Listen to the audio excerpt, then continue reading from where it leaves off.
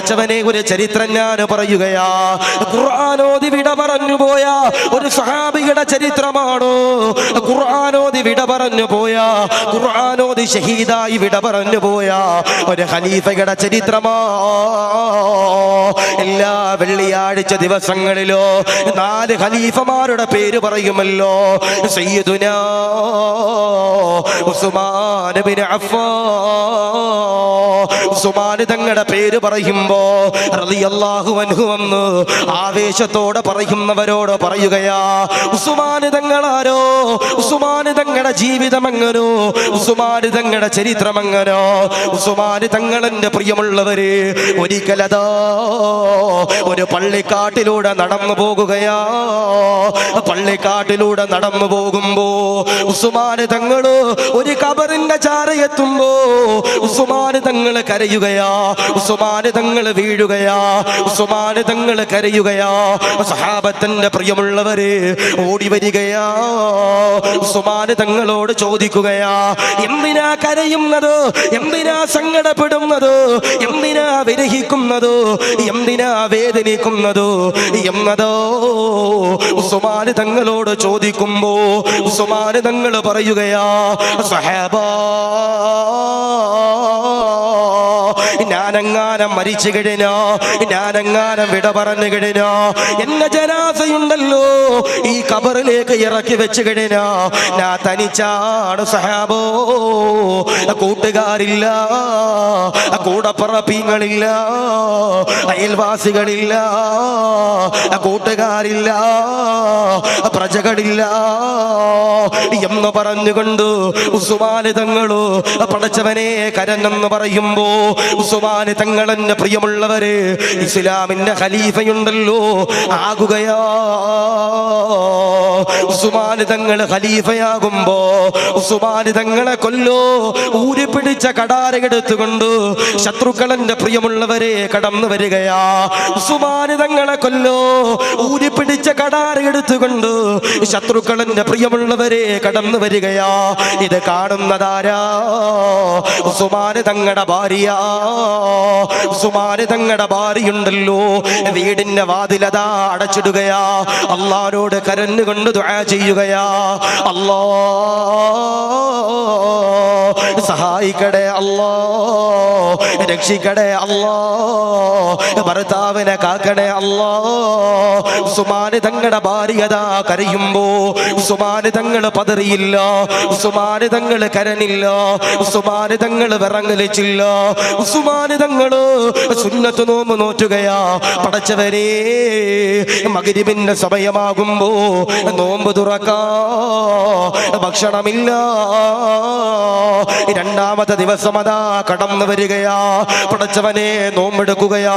പടച്ചവനെ മഗ്രിബിന്റെ സമയമാകുമ്പോ കഴിക്കാൻ ഭക്ഷണമില്ല, കുടിക്കാൻ വെള്ളമില്ല. 3ാമത്തെ ദിവസം അതാ കടന്നു വരികയോ. ഉസ്മാൻ തങ്ങൾ നോമ്പെടുക്കുകയാ. പടച്ചവനെ മഗ്രിബിന്റെ സമയമാകുമ്പോ കഴിക്കാൻ ഭക്ഷണമില്ല. ഉസ്മാൻ തങ്ങളുടെ ഭാര്യയുണ്ടല്ലോ നമസ്കാരങ്ങൾ കഴിയുമ്പോ അല്ലാഹുവോട് കരഞ്ഞുകൊണ്ട് ദുആ ചെയ്യുകയാ, അല്ലാ സഹായിക്കടേ, അല്ലോ രക്ഷിക്കടേ, അല്ലോ ഖലീഫയാണ്, അല്ലോ. ഉസ്മാൻ തങ്ങൾ പതറിയില്ല, ഉസ്മാൻ തങ്ങൾ വിറച്ചില്ലോ, ഉസ്മാൻ തങ്ങൾ കരഞ്ഞില്ല. ഉസ്മാൻ തങ്ങൾ പടച്ചവനെ ഖുർആൻ എടുക്കുകയാ, ഖുർആൻ ഓതുകയാ. ഉസ്മാൻ തങ്ങളുടെ ശൈലി എന്ന് പറയുന്നത് വല്ലാത്ത മധുരമാ. ഉസ്മാൻ തങ്ങളുടെ ശബ്ദമെന്ന് പറയുന്നത് വല്ലാത്ത ആനന്ദമോ. ഉസ്മാൻ തങ്ങൾ ഖുർആൻ ഓതുമ്പോ ഉസ്മാൻ തങ്ങളുടെ ശബ്ദമുണ്ടല്ലോ വീടിന്റെ പുറത്തേക്കതാ പതിക്കുകയാ. ശത്രുക്കൾ ഇങ്ങനെ കേൾക്കുകയാ. അവര് പരസ്പരം പറയുകയാ, ഉസ്മാന് പേടിയില്ല, ഉസ്മാന് ഭയമില്ല, ഉസ്മാനെ കൊല്ലണമല്ലോ. അവരതാ ഊരിപ്പിടിച്ച കടാര എടുക്കുകയാ. വീടിന്റെ വാതിലതാ പൊളിക്കുകയാ. വീടിന്റെ അകത്തേക്ക് കടന്നു ചെല്ലുമ്പോ ഉസ്മാൻ തങ്ങളോ ഖുർആനുണ്ടല്ലോ ലയിച്ചിരുന്നു കൊണ്ട് ഓതുകയാ. ഉസ്മാൻ തങ്ങളുടെ ഭാര്യയുണ്ടല്ലോ അടുത്തിങ്ങനെ ഇരിക്കുകയാ. ശത്രുക്കൾ കടന്നു ചെല്ലുകയാ, ഊരിപ്പിടിച്ച കടാരി എടുക്കുകയാ. ഊരിപ്പിടിച്ച കടാരി എടുത്തിട്ട് ഉസ്മാൻ തങ്ങളുടെ ശരീരത്തിലേക്ക് പടച്ചവനെ ആര് വെട്ടുമ്പോ ഉസ്മാൻ തങ്ങളുടെ ഭാര്യയുണ്ടല്ലോ, പടച്ചവനെ ശത്രുക്കളുടെ കടാരയിൽ പിടിക്കുകയാ. എന്നിട്ട് കരണ്ട് കൊണ്ട് പറയുകയാ, കൊല്ലല്ലേ, ആക്രമിക്കല്ലേ, ഭർത്താവിനെ കൊല്ലല്ലേ എന്ന് പറഞ്ഞുകൊണ്ട് കരയുമ്പോ ഉസ്മാൻ തങ്ങളുടെ ഭാര്യയുടെ കൈകളുണ്ടല്ലോ അറുത്തു കളയുകയാ, മുറിച്ച് കളയുകയാ. ഉസ്മാൻ തങ്ങൾ അറിയുന്നില്ലോ ശത്രുക്കളതാ ചെല്ലുകയാ. ഉസ്മാൻ തങ്ങളുടെ ശരീരത്തിലേക്ക് പടച്ചവനെ ആര് വെട്ടുകയാ, വയറ്റിലേക്ക് കുത്തുകയാ, ശരീരത്തിലേക്ക് വെട്ടുകയാ, കൈകാലുകളിലേക്ക് വെട്ടുകയാ, പെരടിയിലേക്ക് വെട്ടുകയാ. ഉസ്മാൻ തങ്ങളുണ്ടല്ലോ കയ്യിലിരിക്കുന്ന ഖുർആനുണ്ടല്ലോ നെഞ്ചത്തോട് ചേർത്തു പിടിക്കുകയാ. ഒരു പർവ്വതം എന്റെ പ്രിയമുള്ളവരെ തകർന്നു വീഴുന്നത് പോലെ ഉസ്മാൻ തങ്ങള് താഴത്തേക്ക് വീഴുകയാ. ഉസ്മാൻ തങ്ങള് കരഞ്ഞില്ല. ഉസ്മാൻ തങ്ങള് ചിരിച്ചുകൊണ്ട് പറയുകയാ, ലാ ഇലാഹ ഇല്ലല്ലാഹ് എന്ന് പറഞ്ഞുകൊണ്ട് ഉസ്മാൻ തങ്ങള് പടച്ചവനെ വിട പറഞ്ഞു വന്ന് പറയുമ്പോ എന്ത് കണ്ടോ ഉസ്മാൻ തങ്ങള് ഖുർആൻ ഓതി വരാ, അബൂബക്കർ തങ്ങള് ഖുർആൻ ഓതി വരാ, അലിയാര് തങ്ങള് ഖുർആൻ ഓതി വരാ, സൽമാൻ തങ്ങള് ഖുർആൻ ഓതി വരോ, ബിലാൽ തങ്ങള് ഖുർആൻ ഓതി വരാ, റസൂലുള്ള ഖുർആൻ ഓതി വരാ, ഖദീജ ബീവി ഖുർആൻ ഓതി വരാ, ഫാത്തിമ ബീവി ഖുർആൻ ഓതി വരാ. അതുകൊണ്ട് പ്രിയമുള്ളവരോട് പറയുകയാ, ഖുർആൻ ഓതുന്നവരാരോ, അതിനെ ആദരിക്കുന്നവരോരോ, അതിനെ ബഹുമാനിക്കുന്നവരോരോ, അതിനെ ഹൃദയത്തോട് ചേർത്തു പിടിക്കുന്നവരോരോ ഇൻഷാ അല്ലാഹ് മരിക്കുമ്പോ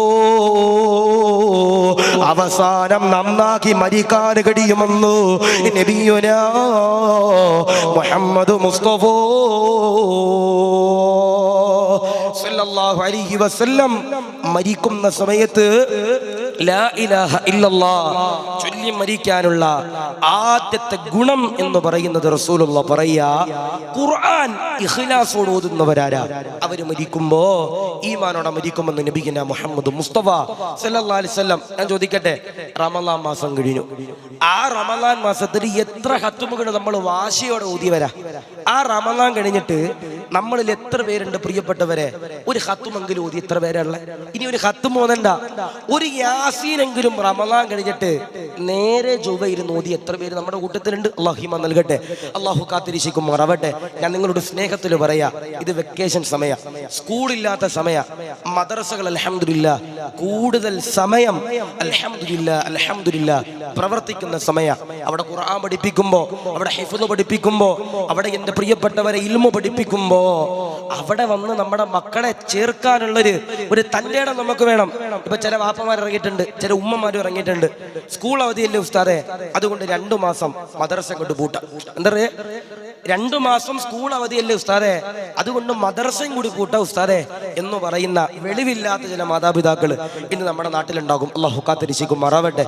ഞാൻ പറയാ, ആ ഖുർആനിന് എത്രത്തോളം ഓതാൻ കഴിയുന്നുണ്ടോ അത്രത്തോളം ഓതാൻ കഴിയണം. ഖുർആനിൽ എന്തിനും ഏതിനും പരിഹാരമുണ്ട്. കടങ്ങളുള്ളവര് ഖുർആനിൽ പരിഹാരമുണ്ട്. അതുകൊണ്ടാണ് അല്ലാഹുവിന്റെ ഖുർആൻ പറഞ്ഞത്, ഇന്ന മഅൽ ഉസ്രി യുസ്റാ, എല്ലാ സങ്കടങ്ങൾക്കും ശേഷം ഒരു സന്തോഷ വാർത്തയുണ്ടെന്ന് അല്ലാഹുവിന്റെ പരിശുദ്ധമാക്കപ്പെട്ട ഖുർആൻ. ക്യാൻസർ ഉള്ളവര് എന്തെങ്കിലും ഒരു ചുമ വന്നു, നേരെ കൊണ്ട് ടെസ്റ്റ് ചെയ്തു, ക്യാൻസർ ആണെന്ന് ഡോക്ടർ വിധി എഴുതുക. ആ സമയത്ത് നേരെ പോയിട്ട് എന്റെ പ്രിയപ്പെട്ടവർ ആത്മഹത്യ ചെയ്യുകയല്ല വേണ്ടത്. കടങ്ങളുള്ളവര് അത് കൊടുത്തു വീടാൻ കഴിയണില്ല, നേരെ പോയി ആത്മഹത്യ ചെയ്യുകയല്ല വേണ്ടത്. ഇന്ന മഅൽ ഉസ്രി യുസ്റാ, എല്ലാ സങ്കടങ്ങൾക്കും ശേഷം ഒരു സന്തോഷ വാർത്തയുണ്ടെന്ന് അല്ലാഹുവിന്റെ ഖുർആൻ. ലാ തഹ്സൻ ഇന്നല്ലാഹ മഅനാ, സങ്കടപ്പെടല്ലേ, വേദനിക്കല്ലേ, വിരഹിക്കല്ലേ, ദുഃഖിക്കല്ലേ, പ്രയാസപ്പെടല്ലേ, നിങ്ങളുടെ കൂടെ അല്ലാഹുവിന്റെ അല്ലാഹുവിന്റെ പരിശുദ്ധമാക്കപ്പെട്ട ഖുർആൻ. ഞാനിപ്പോ ഒരു 3-4 കൊല്ലം മുമ്പ് മംഗലാപുരത്ത് സൂറൽപ്പടി എന്ന് പറയുന്നൊരു സ്ഥലമുണ്ട്. അന്ന് വയലിന് പോയപ്പോ മംഗലാപുരത്ത് റെയിൽവേ സ്റ്റേഷനിൽ നിന്ന് ട്രെയിൻ ഇറങ്ങുന്ന സമയത്ത് ഒരു 3 ചെറുപ്പക്കാരാണ് അന്ന് എന്നെ വിളിക്കാൻ വന്നത്. 3 ചെറുപ്പക്കാര്. അതില് 2 പേരുടെ മുഖത്ത് ഭയങ്കര ടെൻഷൻ, ഒരാളുടെ മുഖത്ത് ഭയങ്കര സന്തോഷം. ഭക്ഷണം കഴിക്കാനിരിക്കുമ്പോൾ ഈ 3 പേര് മുമ്പിലുണ്ട്, അവരും ഭക്ഷണം കഴിക്കാനുണ്ട്. രണ്ടുപേരുടെ മുഖത്ത് ഭയങ്കര ടെൻഷൻ, ഒരാളുടെ മുഖത്ത് ഭയങ്കര സന്തോഷം. അപ്പൊ ഞാൻ ആ സങ്കടപ്പെട്ടിരിക്കണ രണ്ടുപേരോട് ചോദിച്ചു, മക്കളെ എടാ വന്നപ്പോ തൊട്ട് ടെൻഷനാ, പ്രയാസമാണ്, നിങ്ങൾ എന്താണ് ഇത്ര ടെൻഷൻ അടിക്കാനുള്ള കാരണം എന്താ? ഉസ്താദേ ഞങ്ങളൊരു ബിസിനസ് തുടങ്ങി ഉസ്താദേ, ഒരു എക്സ്പോർട്ടിങ് ബിസിനസ് തുടങ്ങിയതാ, അത് 8 നിലയിൽ പൊട്ടി ഉസ്താദേ, 3.5 കോടി രൂപ ഞങ്ങള് കടക്കടിയില്ല ഉസ്താദേ, ദുആരക്കണം. അപ്പോൾ ഇൻഷാ അല്ലാഹ് ദുആരക്കാന്നൊക്കെ പറഞ്ഞു. അപ്പോൾ മൂന്നാമതൊരു ചങ്ങാതി ഇരിക്കുന്നുണ്ട്. ഓ വന്നപ്പോൾ തൊട്ട് ക്ലോസപ്പിന്റെ പരസ്യ ഭയങ്കര ചിരിയാണ്. അപ്പം ഞാൻ ഓനോട് ചോദിച്ചു, മോനെ എടാ നിനക്ക് പ്രയാസം പ്രതിസന്ധി ഒന്നില്ലേ? അപ്പോൾ അയാൾ എന്നോട് പറഞ്ഞു, ഉസ്താദേ ആ 2 പേരുടെ ഹെഡ് ഓഫീസ് ഞാനാ ഉസ്താദേ. എന്താ പറഞ്ഞേ? ആ പൊട്ടി തകർന്നിരിക്കണം 3.5 കോടിയുടെ ഹെഡ് ഓഫീസ് ഞാനാ ഉസ്താദേ. എനിക്ക് മനസ്സിലായില്ല. അവരുടെ ബോസ് ഞാനാ ഉസ്താദേ. അവരെൻ്റെ കൂടെയാണ് എക്സ്പോർട്ടിങ് ബിസിനസ് തുടങ്ങിയത് ഉസ്താദേ. അവർക്ക് 3.5 കോടിയാണ് കടമെങ്കിൽ എനിക്ക് 7.5 കോടി രൂപ കടമുണ്ട് ഉസ്താദേ. ഞാൻ ചോദിച്ചു, മോനെ നിനക്ക് പ്രയാസം പ്രതിസന്ധി ഒന്നില്ലേ? 3.5 കോടിയുള്ളവർ 2 അറ്റാക്ക് കഴിഞ്ഞിട്ടാ ഇരിക്കണേ. ഉസ്താദേ അള്ളാഹുവിന്റെ ഖുർആനല്ലേ പറഞ്ഞേ, ഇന്നമ അൽ ഉസ്രി യുസ്റ, എല്ലാ സങ്കടങ്ങൾക്കും ശേഷവും സന്തോഷ വാർത്തയുണ്ടെന്ന് അള്ളാഹുവിന്റെ ഖുർആനല്ലേ പറഞ്ഞു ഉസ്താദേ. ഞാനൊരു 2 മാസങ്ങൾക്ക് മുമ്പ് ആ സഹോദരനെ വീണ്ടും കണ്ടു. ഞാൻ ചോദിച്ചു, കടമൊക്കെ തീർന്നോ? അൽഹംദുലില്ലാ 7.5 കോടി കടവും തീർത്തു, ഇപ്പൊ ബിസിനസ് ഒക്കെ റാഹത്തായിട്ടാ പോണേന്ന് പറയുമ്പോ ചില ആളുകൾ അങ്ങനെ ഭയങ്കര ഈമാന. നമുക്ക് ചെറിയൊരു പനി വന്നു, നമ്മൾ ഈ മക്കാമിൽ വന്നു, ദുആ ചെയ്തിട്ട് അങ്ങോട്ട് ഏക്കണില്ല, നാളെ തന്നെ ഇറങ്ങിയിട്ട് പറയും ഞങ്ങൾ ഇനി സുന്നത്തെ മാതിരില്ല, അങ്ങനെയാണ് ഇങ്ങനെയാണ് എന്ന് പറഞ്ഞിട്ട് ഒരു ജഗബോഗയായിട്ട് പോണ ചില ആളുകൾ അല്ലാഹു കാത്തിരക്ഷിക്കും മറവട്ടെ. ഖുർആൻ ഓതുന്നവരാരാ, അതിനെ ആദരിക്കുന്നവരാരാ, അതിനെ ബഹുമാനിക്കണവരാരാ, അവര് മരിക്കുമ്പോ ഈമാനോടെ മരിക്കുന്ന നബിയുനാ മുഹമ്മദ് മുസ്തഫ സല്ലല്ലാഹു അലൈഹി വസല്ലം. മക്കളില്ല, അത് വല്ലാത്ത പ്രയാസം. അപ്പൊ ഇവിടെ ഇരിക്കുന്ന 100 കണക്കാന സഹോദരിമാര്, ഇവിടെ ഇരിക്കണ വാപ്പമാര്, മക്കളില്ലാത്തവരുണ്ടെങ്കിൽ സങ്കടപ്പെടാൻ പാടില്ല. അള്ളാഹു എപ്പോഴാ തഴുമെന്ന് എന്റെ പ്രിയപ്പെട്ടവരെ പറയാൻ കഴിയില്ല.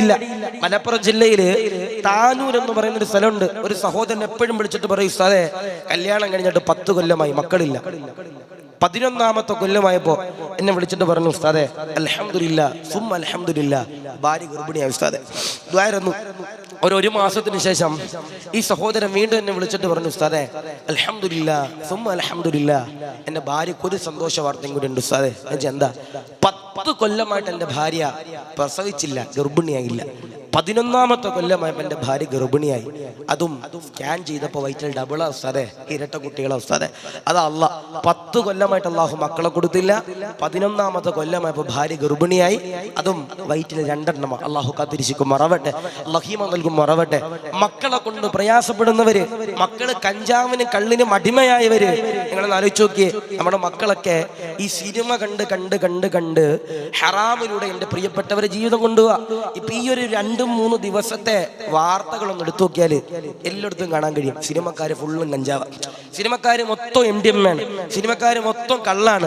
അങ്ങനെയുള്ള ഒരു കാലഘട്ടത്തിലൂടെ എൻ്റെ പ്രിയപ്പെട്ടവരെ പോകുമ്പോ നമ്മുടെ മക്കൾ ഈ സിനിമയും അതും ഇതുമൊക്കെ കണ്ടുകൊണ്ട് പഠിച്ചവനെ നമ്മുടെ ജീവിതം മാറ്റി വെക്കുമ്പോ, മക്കള് കള്ളു കുടിച്ചിട്ട് സ്വന്തം വാപ്പയെ കൊല്ലുന്ന കാലഘട്ടം, മക്കള് കള്ളു കുടിച്ചിട്ട് സ്വന്തം ഉമ്മയെ വ്യഭിചരിക്കുന്ന കാലഘട്ടം. ഞാൻ നിങ്ങളോട് പറയാ, മക്കളില്ലാത്തവര്, മക്കളെ കൊണ്ട് പ്രതിസന്ധി അനുഭവിക്കുന്നവര്, ഭർത്താവിനെ കൊണ്ട് പ്രയാസപ്പെടുന്നവര്, അള്ളാഹുവിന്റെ ഖുർആനിൽ എൻ്റെ പ്രിയപ്പെട്ടവരെ ഒരായത്തുണ്ട്. ഈ ആയത്ത് ഓതുന്നവരാരാ, അവരുടെ കുടുംബ ജീവിതത്തിലും അവരുടെ മക്കളിലും അവരുടെ പരമ്പരയിലും അവരുടെ ജീവിതത്തിലും അവരുടെ മക്കളിലും എല്ലാം അള്ളാഹുവിന്റെ പ്രിയപ്പെട്ടവരെ ബറക്കത്ത് നൽകുമെന്ന ആയത്തേതാ?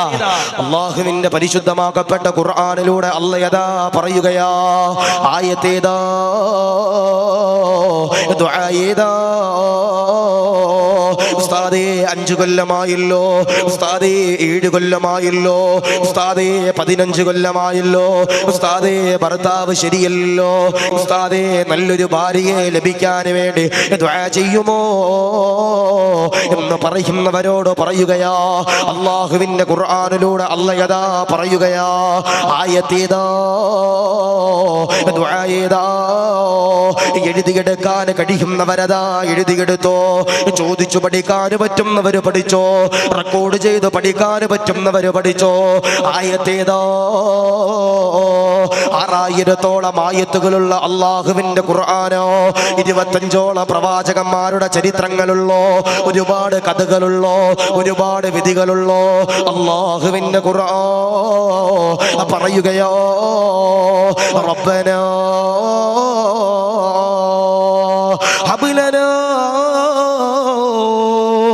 മിൻ അസ്വാജിനാ വദുരിയാതിനാ ഖുർറത അയുനിൻ വജഅൽനാ ലിൽമുത്തഖീന ഇമാമാ. ഈ പറയുന്ന ആയത്തുണ്ടല്ലോ, ഈ പറയുന്ന ദുആയുണ്ടല്ലോ, ഈ പറയുന്ന സൂക്തമുണ്ടല്ലോ, ആരെങ്കിലും ഒരാൾ ദുആ ചെയ്താ അവരുടെ കുടുംബ ജീവിതത്തിലോ അവരുടെ പരമ്പരയിലോ അവരുടെ മക്കളിലോ അല്ലാഹു പടച്ച തമ്പുരാ ബറക്കത്ത് തരുന്നതോ. അതുകൊണ്ട് പ്രിയമുള്ളവരോട് പറയുകയോ, ഖുർആൻ ഓതുന്നവരാരോ, അതിനെ ആദരിക്കുന്നവരാരോ, അതിനെ ബഹുമാനിക്കുന്നവരാരോ, ഇൻഷാ അല്ലാഹ് അവര് മരിക്കുമ്പോ ഈമാനോടെ മരിക്കുന്നതോ, രണ്ടാമതായി മരിക്കുമ്പോ ഈമാനോടെ മരിക്കുന്ന വിഭാഗമേതെന്നറിയോ? നബി തങ്ങളുടെ പ്രിയമുള്ളവരെ പറയുകയോ, മരിക്കുന്ന സമയത്ത് ഈമാനോടെ മരിക്കുന്നു രണ്ടാമത്തെ വിഭാഗമെന്ന് പറയുന്നത് ആരെന്നറിയോ? ലോകത്തിന്റെ പ്രവാചകനതാ പറയുകയോ, ഈ കാണുന്നു നുച്ചിയാട് പള്ളിയുടെ മിനാരത്തിലൂടെ മുഅദ്ദിൻ ഉസ്താദ് ബാങ്ക് കൊടുക്കുകയോ, ഹയ്യ അലസ്സലാ ഹയ്യ അലൽ ഫലാ എന്ന് പറഞ്ഞുകൊണ്ട് ബാങ്ക് കൊടുക്കുമ്പോ അള്ളാഹുവിന്റെ പള്ളിയിലേക്ക് കടന്നു വരുന്നവരാരോ, ഇഖ്ലാസോടെ നിസ്കരിക്കുന്നവരാരോ, തഖ്വയോടെ നിസ്കരിക്കുന്നവരാരോ, അദബോടെ നിസ്കരിക്കുന്നവരാരോ, ഖുശൂഅോടെ നമസ്കരിക്കുന്നവരാരോ, അള്ളാഹുവിന്റെ പൊരുത്തമുണ്ടല്ലോ കരഗതമാക്കാ ഇബാദത്ത് ചെയ്യുന്നവരാരോ അവരുണ്ടല്ലോ മരിക്കുമ്പോ ഈമാനോടെ മരിക്കുന്നതാ. അതുകൊണ്ട് പ്രിയമുള്ളവരോട് പറയുകയാ, വെറുതെ നിസ്കരിച്ചാല് പോരാ, വെറുതെ ഇബാദത്ത് ചെയ്താല് പോരാ, വെറുതെ സുജൂദ് ചെയ്താല് പോരാ. അള്ളാഹുവിന്റെ പൊരുത്തമുണ്ടല്ലോ കരഗതമാക്കോ ഇബാദത്ത് ചെയ്യുന്നവരാരാ അവരെന്നെ പ്രിയമുള്ളവരെ മരിക്കുമ്പോ ഈമാനോടെ മരിക്കുന്നതോ.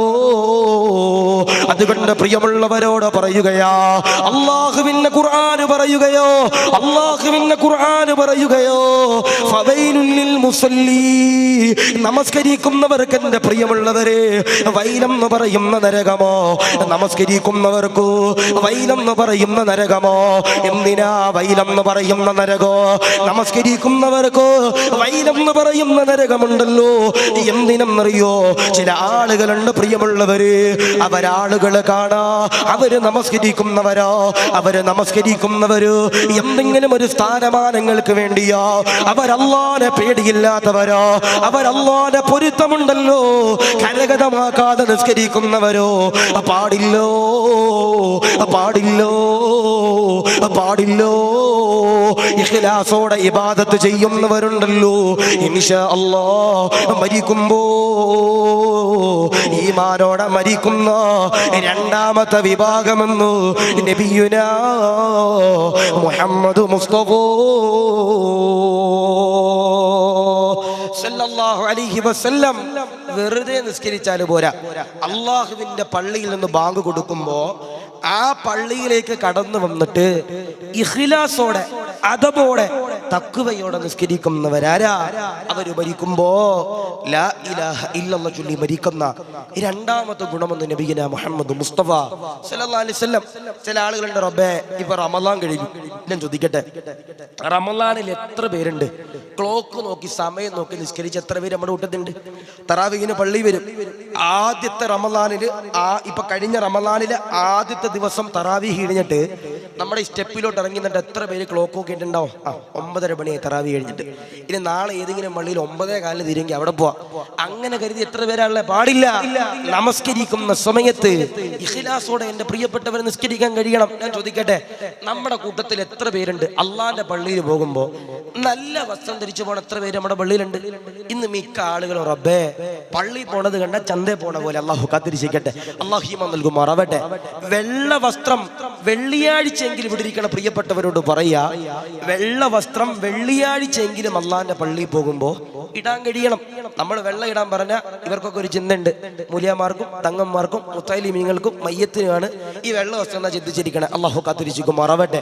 വെള്ള വസ്ത്രം ധരിച്ചു ദുആ ചെയ്താൽ ആ ദുആക്ക് ഇജാബത്തുണ്ടെന്ന് പോലെ നബിയിന മുഹമ്മദ് മുസ്തഫ സല്ലല്ലാഹു അലൈഹി വസല്ലം. വെള്ള വസ്ത്രം ധരിച്ചു ദുആ ചെയ്താൽ ആ ദുആക്ക് ഇജാബത്തുണ്ടെന്നാ. ഇനി നാളെ തന്നെ ചില ചെറുപ്പക്കാര് വെള്ള വസ്ത്രം നെഞ്ചത്ത് സച്ചിൻ ടെണ്ടുൽക്കർ, അത് കാര്യമുണ്ടോ? അത് ഈ കാര്യമില്ല. ധരിക്കുമ്പോൾ നല്ല വെള്ള വസ്ത്രം ധരിക്കാൻ കഴിയണം. വെള്ള വസ്ത്രം അതിന്റെ പുറത്ത് മമ്മൂട്ടിയുടെ ഫോട്ടോ എല്ലാ കാര്യമുണ്ടോ? ഇല്ല. വെള്ള വസ്ത്രം ധരിക്കുമ്പോൾ നല്ല വൃത്തിയും ശുദ്ധിയും ഇട്ടുകൊണ്ട് പോകണം.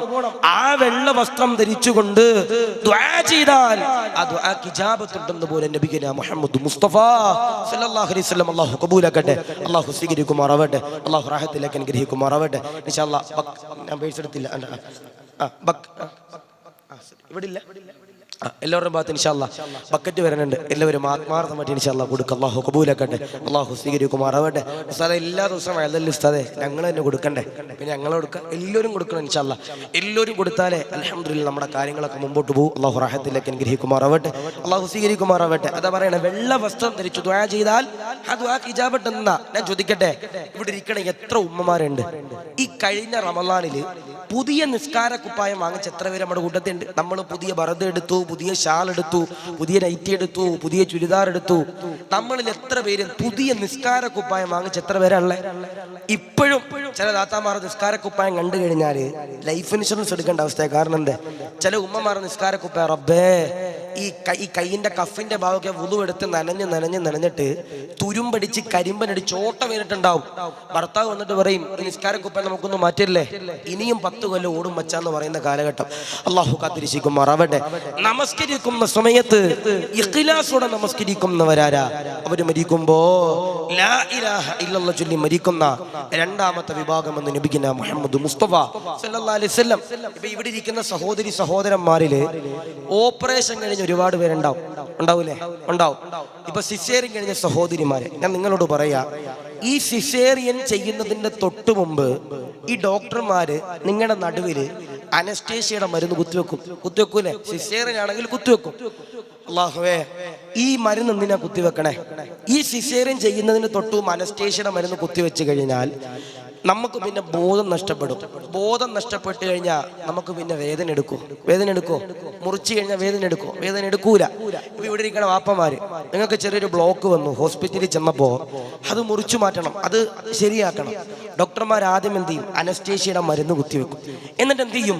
നമ്മുടെ ബോധം കെടുത്തിയിട്ടെ നമ്മുടെ ഹൃദയം എന്ത് ചെയ്യൂ? കീറാറുള്ളൂ. അല്ലാതെ കീറൂല. എന്നാൽ ഉർവത്ത് ബിൻ സുബൈർ എന്ന് പറയുന്ന വലിയൊരു മഹാനുണ്ട്. ആ മഹാനവറുകളുടെ കാല് പഴുത്തിട്ട് വൈദ്യന്മാര് വന്ന് ഇറച്ചിക്കടിയിൽ ഇറച്ചി ഇങ്ങനെ മുറിച്ചെടുക്കുന്നത് പോലെ ഉർവത്ത് ബിൻ സുബൈർ തങ്ങളുടെ കാല് മുറിച്ചു കളഞ്ഞു. ഉർവ തങ്ങൾക്ക് വേദന എടുത്തില്ല. കാരണം എന്ത്?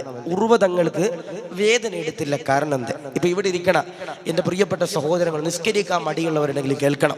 അല്ല, ഇപ്പൊ നമ്മുടെ പള്ളിയിൽ ഇരുന്ന് നിസ്കരിക്കുന്നവരുണ്ടാകും, നിന്ന് നിസ്കരിക്കുന്നവരുണ്ടാവും. ഞാൻ ഇരുന്ന് നിസ്കരിക്കുന്നവരെ കുറ്റപ്പെടുത്തല്ല.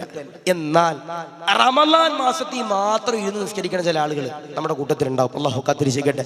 അപ്പൊ കുറച്ചാൾക്ക് മുമ്പ് മലപ്പുറത്ത് കൊണ്ടോട്ടിലൊരു പള്ളിയിൽ നിസ്കരിക്കാൻ കയറിയപ്പോ പള്ളിയിൽ 1ാമത്തെ സഫയിൽ ഇടത്തെ ഭാഗത്ത് പള്ളി കമ്മിറ്റിക്കാർ സോഫ പണിതിട്ട് കൊടുത്തിരിക്കുക.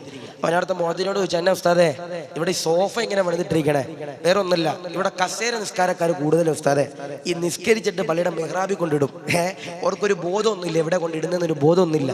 അതുകൊണ്ട് ഈ സോഫ ആകുമ്പം അവിടെ തന്നെ ഇരുന്നോടൊന്ന് വെച്ചിട്ടാണ് ഇത് പണിത് കൊടുത്തെന്ന് പറയുമ്പോൾ ഞാൻ നിങ്ങളോട് പറയാ, സ്നേഹത്തോട് പറയാ, ബഹുമാനപ്പെട്ട ഉർവ തങ്ങളുടെ ജീവിതം എങ്ങനെ? ഉർവ തങ്ങളുടെ കാല് പഴുക്കാനുള്ള കാരണം എന്താ? ഉർവ തങ്ങളുടെ കാല് പഴുത്ത് കിഴിഞ്ഞ് വൈദ്യന്മാര് മുറിച്ചപ്പോ ഉർവത്ത് ബിൻ സുബൈർ തങ്ങൾക്ക് വേദന എടുക്കാതിരിക്കാനുള്ള കാരണം എന്താ? നിസ്കരിക്കാൻ മടിയുള്ള വാപ്പന്മാര് കേൾക്കേണ്ട ചരിത്രം ഞാൻ ചോദിക്കട്ടെ. റമളാൻ കഴിഞ്ഞു, നമ്മളൊക്കെ സുബഹി കൃത്യമായി നിത്യമായി റമളാൻ നിസ്കരിച്ചവരാ. നമ്മളിൽ എത്ര പേരുണ്ട് ആ സുബഹിക്ക് ജമാഅത്തായിട്ട് പള്ളിയിൽ നിസ്കരിക്കണവര്? ഇനി പള്ളി വരണില്ല, വീട്ടിലെങ്കിലും എണ്ണീച്ചിട്ട് എന്റെ പ്രിയപ്പെട്ടവരെ ആ റമളാനിൽ നിസ്കരിച്ചതുപോലെ ആ സുബഹി കൃത്യമായി നിസ്കരിക്കണ എത്ര പേര് നമ്മുടെ കൂട്ടത്തിലുണ്ട്? റമളാനിൽ തഹജ്ജുദ് നിസ്കരിച്ചവര് റമളാൻ കഴിഞ്ഞപ്പോൾ ആ തഹജ്ജുദൊക്കെ എൻ്റെ പ്രിയപ്പെട്ടവർ നമ്മൾ വിട്ടില്ലേ? ഞാൻ നിങ്ങളുടെ സ്നേഹത്തിൽ പറയാ, നിങ്ങൾക്ക് എന്ത് ആഗ്രഹങ്ങൾ നേടാനുണ്ടെങ്കിലും എന്ത് ആഗ്രഹങ്ങൾ സബലീകരിക്കാനുണ്ടെങ്കിലും നിങ്ങൾ പാതിരാത്രിയിൽ നിങ്ങൾ എണ്ണീച്ചിട്ട് എൻ്റെ പ്രിയപ്പെട്ടവരെ 2 റക്അത്ത് നിസ്കരിച്ചിട്ട് അള്ളാഹിനോട് തഹജ്ജുദ് നിസ്കരിച്ചിട്ട് ദുആ ചെയ്യുക.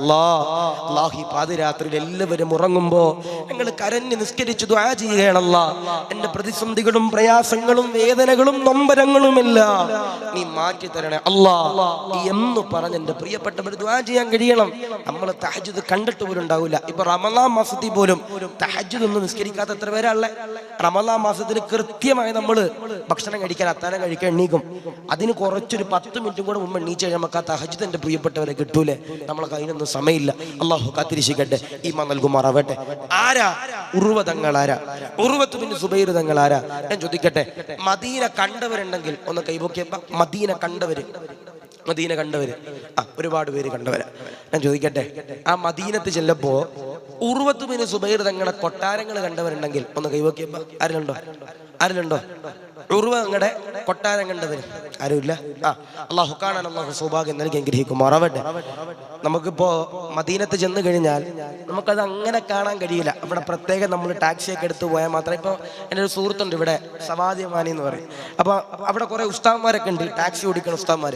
ഓരൊക്കെ എന്ത് ചെയ്യും, ഈ ടാക്സിയിൽ പോയി കഴിയുമ്പോൾ നമുക്ക് അവരുടെ കൂട്ടത്തിൽ കയറി പോയി കഴിഞ്ഞാൽ അൽഹംദുലില്ലാ ഒരുപാട് ഉസ്താദ്മാരുണ്ട്. അവരുടെ കയറി കഴിഞ്ഞാൽ അവരെന്ത് ചെയ്യും, ഈ കൊട്ടാരങ്ങളൊക്കെ നമ്മളെ കാണിച്ചു തരാനുള്ള സൗകര്യങ്ങളൊക്കെ ഉണ്ട്.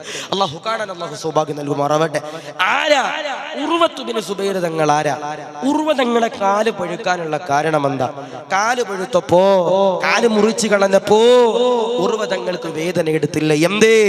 ആദരമാകുന്ന പ്രവാചകനാകുന്ന നബി തങ്ങളതാ പറയുമ്പോ ഉർവ തങ്ങളാരാ? ഉർവ തങ്ങളുടെ പ്രത്യേകത എന്താ? എത്രയോ ഹദീസുകൾ എന്റെ പ്രിയമുള്ളവരെ റിപ്പോർട്ട് ചെയ്ത മഹാനാ നാദാ, അവരുടെ ഗുരുത്വം തരണ അല്ലാ, അവരുടെ പൊരുത്തം തരണ അല്ലാ. ഉർവത്ത് ബിൻ സുബൈർ തങ്ങളുടെ ചരിത്രമതാ പറയുമ്പോ നമസ്കരിക്കാൻ മടിയുള്ളവരെ, നമസ്കരിക്കാൻ പ്രയാസമുള്ളവരെ, നമസ്കരിക്കാൻ പ്രതിസന്ധിയുള്ളവരെ നിങ്ങളോട് പറയുകയോ ഉർവ തങ്ങളുടെ ജീവിതമതാ പറയുമ്പോ ജീവിതത്തിൽ എൻ്റെ പ്രിയമുള്ളവരെ ഒരു മാറ്റമുണ്ടല്ലോ കടന്നു വരേണ്ടതാ. ഉർവത്ത് ബിൻ സുബൈർ തങ്ങൾ ആരെന്നറിയോ? പടച്ചവന്റെ പള്ളിയിൽ നിന്ന് മുഅദ്ദിൻ ഉസ്താദ് ബാങ്ക് കൊടുക്കുകയോ, ഹയ്യ അലസ് സ്വലാ ഹയ്യ അലൽ ഫലാ എന്ന് പറഞ്ഞുകൊണ്ട് ബാങ്ക് കൊടുക്കുമ്പോ ഉർവ തങ്ങളതോ നമസ്കാരത്തിന്റെ സമയമാകുമ്പോ നിസ്കരിക്കുകയോ ഇബാദത്ത് ചെയ്യുകയോ നിന്നുകൊണ്ട് നിസ്കരിക്കുകയോ. ഉർവ തങ്ങൾ നമസ്കരിച്ചു. ഉർവ തങ്ങളുടെ കാലന്റെ പ്രിയമുള്ളവര് വല്ലാതെ പഴുക്കുകയോ, ചീഞ്ചലമുണ്ടല്ലോ കടന്നു വരികയോ, ഉർവ തങ്ങൾ വേദന കൊണ്ട് പൊളയുകയോ. നമസ്കാരങ്ങൾ കഴിയുമ്പോ ഉർവ തങ്ങൾ വേദന കൊണ്ട് പൊളയുകയോ.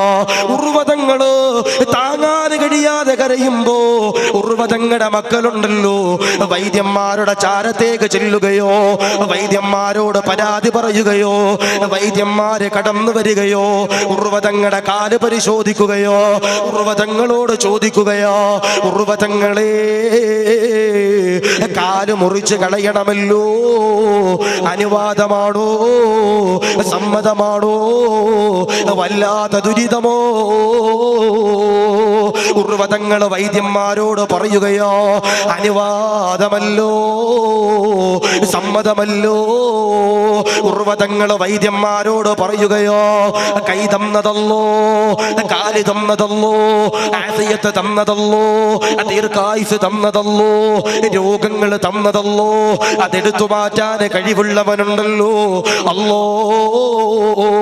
പടച്ചവനെ വൈദ്യന്മാരുണ്ടല്ലോ തിരിച്ചു പോകുകയോ, ദിവസങ്ങൾ കഴിയുകയോ, ആഴ്ചകൾ കഴിയുകയോ, മണിക്കൂറുകൾ കഴിയുകയോ, മാസങ്ങൾ കഴിയുകയോ.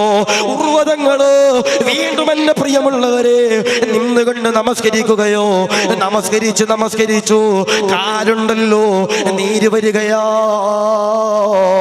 ഉർവതങ്ങള് വേദന കൊണ്ട് പൊളയുകയോ, നമസ്കാരം കഴിയുമ്പോ വല്ലാതെ കരയുകയോ.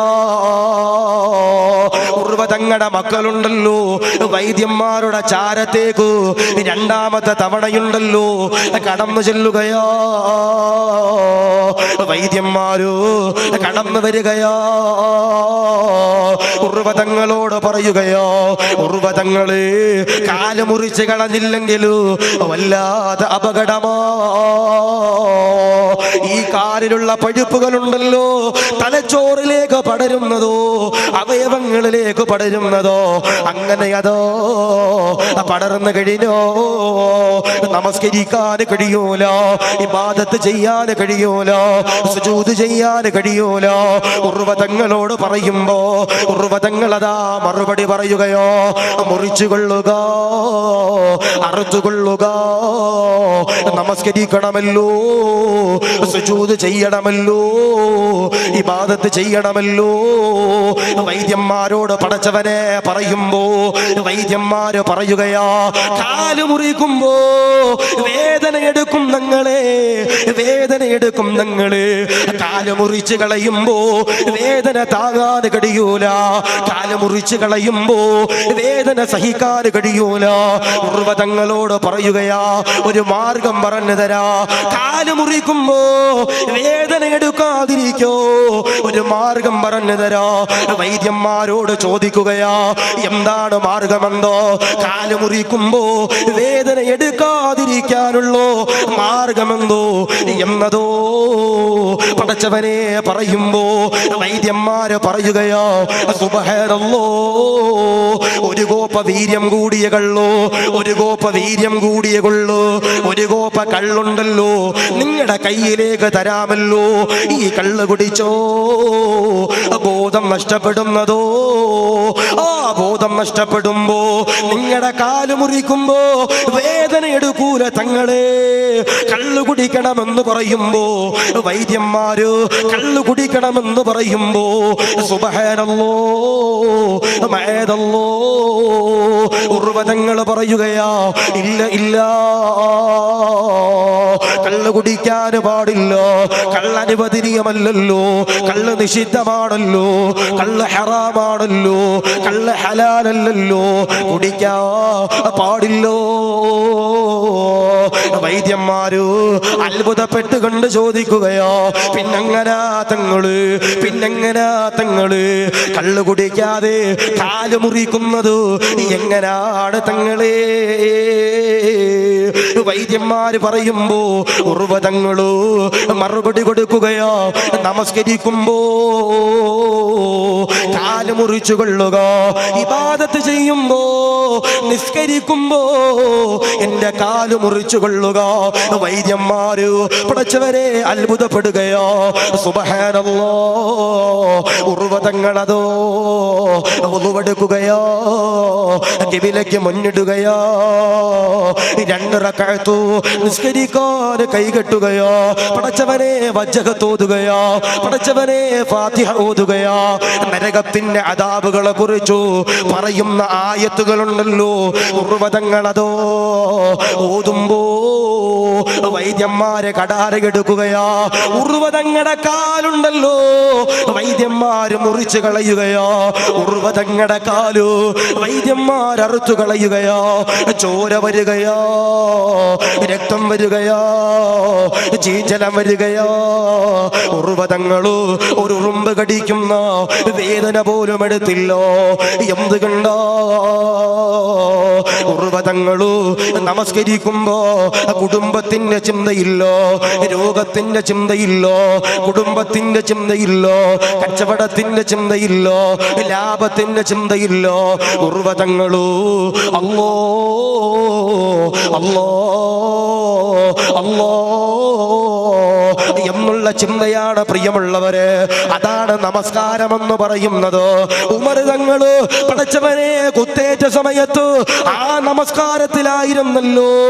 അതുകൊണ്ട് പ്രിയമുള്ളവരോട് പറയുകയോ, നമസ്കരിക്കുമ്പോ അതുപോലെ നിസ്കരിക്കാൻ കഴിയണമല്ലോ.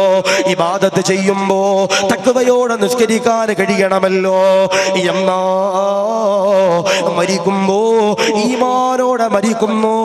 രണ്ടാമത്തെ വിഭാഗമെന്ന് നബിയുനാ മുഹമ്മദ് മുസ്തഫ സല്ലല്ലാഹു അലൈഹി വസല്ലം ഉറുവതങ്ങളുടെ കാല് വൈദ്യന്മാര് മുറിച്ചു. ഉറുവതങ്ങൾക്ക് ഒരു ഉറുമ്പ് കടിക്കണ വേദന പോലും എടുത്തില്ല. എന്തേ?